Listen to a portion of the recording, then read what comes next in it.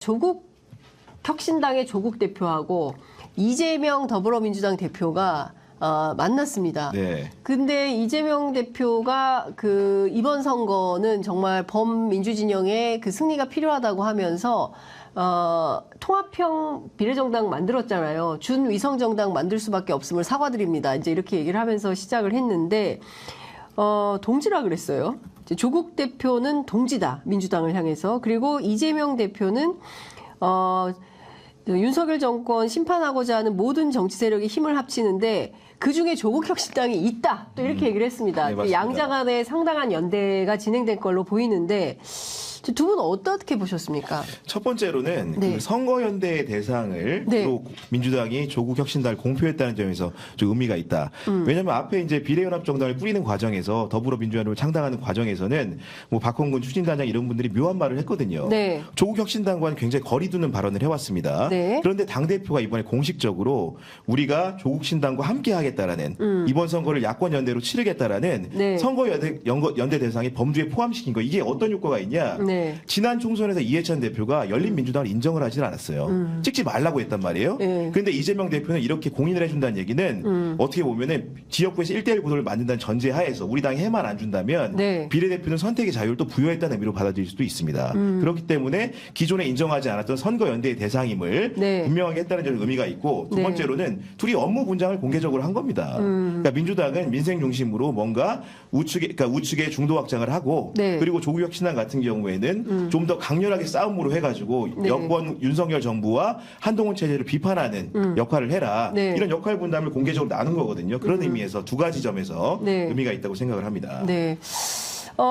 조국혁신당 말씀을 조금 더 여쭤보겠습니다. 어제 당대표 예방을 쭉 했어요. 그랬는데, 어떤 얘기가 나왔냐면 기자분들 문의가 많아서 알려드리겠습니다. 조국혁신당은 대표가 각 정당 대표 예방을 위해서 해당 대표 측에 연락을 드렸는데 국민의힘과 녹색정의당은 비대위원장 대표의 지방 일정 등으로 당분간 어렵다. 만나지 않겠다. 이제 이런 입장이 나왔다는 것입니다.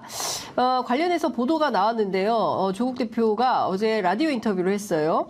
한동훈 위원장을 만나면 장관 시절 따님의 11개 입시 비리가 모두 무혐의 처분된 데에 대한 의견을 묻고 싶다 얘기를 했고요. 당연히 한동훈 위원장을 만나고 싶다라고 했는데 한동훈 위원장 안 만날까요? 만나는 게 예의이긴 한데 지금 이런 상황이면 원래 대표이기 때문에 예방을 원래 받아야 예방을 됩니다. 나가죠. 예. 근데 지금 결국 그런 거잖아요. 한동훈 위원장은 끝없이 이재명 대표를 향해서 메시지를 내고 있습니다. 네. TV 토론하자라고 네. 하면서 각을 세우고 있는데 예. 그런데 이재명 대표는 그쪽으로 들은 척 안 하고 나는 윤석열 대통령 상대다 이렇게 네. 이야기하고 있잖아요. 예. 그런데 지금 한동훈 위원장의 상대는 다시 조국 대표가 나타나게 된 거죠. 조국 대표가 끝없이 만납시다 이렇게 하는 것은 네. 사실 굉장히 물고 물리는 재밌게 볼만한 프레임 전쟁 포인트다. 사랑의 짝대기가 엇갈리고 있어요.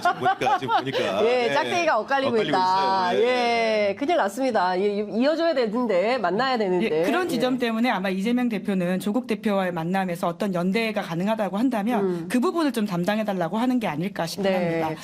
조국 대표도 본인이 매운맛 민주당 그렇죠. 민주당 이런 식으로 하겠다. 이야기를 진보의 하고 있잖아요. 예인선이 되겠다고 예. 했죠. 네, 보니까 이게 또 조국 대표랑 네. 이재명 대표랑 사적인 인연이 사실은 없는 걸로 알려져 있는데 두 분이 만난 적이 있더라고요. 그래요? 언제 만났냐면은 세월호 참사가 일어난 다음에 네. 기억 못하시지만 이재명 대표가 성남시장 자치단체장 신분으로 그때도 단식을 한 적이 있어요. 맞아요. 예. 근데 이제 그거를 보고 안타깝게 여긴 조국 당시에 서울대 법학전문대학원 교수가 네. 찾아갔답니다.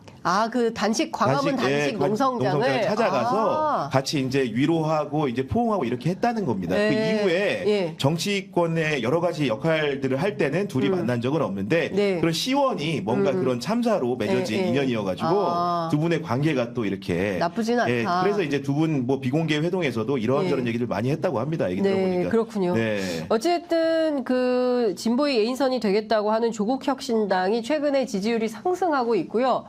조회수도 폭발합니다.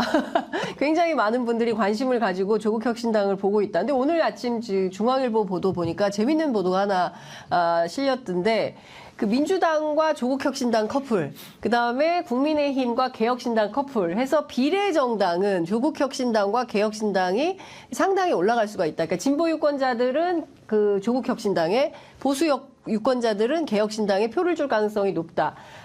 이런 파트너십 어떻게 뭐 구현이 될 거라고 전망하세요? 그러니까 소위 말하는 교차 투표라고 하는 건데 네. 조국 신당으로서는 가장 이제 바라는 그림이긴 하죠. 네. 왜냐하면 2016년 국민의당의 선전이 그런 식으로 이루어졌긴 했었거든요. 네. 그리고 지금 사실 지역에 사람을 낼 가능성이 적기 때문에 지역은 민주당 찍되 더 선명한 민주당으로 힘을 모아달라 네. 이렇게 하고 있는 것이 일정 부분 역할을 그러니까 사람들한테 이제 먹히는 지점들이 있다 보니까 지지율 상승세다 이렇게 볼 수 있을 것 같습니다. 자, 오늘 뭐 뜨겁게 현역 기자들의 정치권의 속사를 샅샅이 저희가 살펴드렸습니다.